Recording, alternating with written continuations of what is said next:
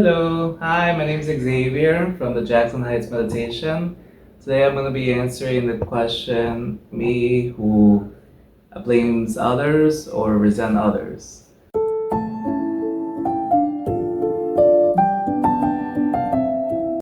I used to realize I gave a lot. I helped out a lot in many different ways, socially, work-wise, friendship-wise. And after a while, due to many different scenarios, I took some moment to myself and I realized that I think people approach me when they need something, but do they approach me when they don't need something?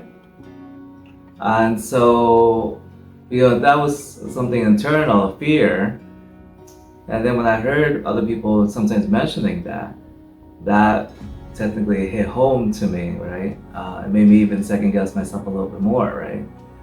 So I would spend time trying to distance myself as a solution, maybe a little bit too much.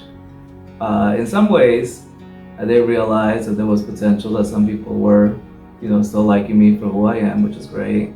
But I was always walking unsure of that. But that was something I realized in hindsight most of my life, especially in most recent years. I did always appreciate that I was still myself, my genuine self. And the meditation has made me take a big step back from all that, thankfully, especially as we clear our minds and realize, especially the concept of false mind. Because a lot of this could be my internal fears, some of the pictures of the world, the pictures I've taken, and pictures other people took. Because as I mentioned earlier, other people were saying these things like, "Hey, be careful. Hey, looks like you're usually doing this. Don't, But then at the same time, when I was giving, I wasn't expecting anything in return.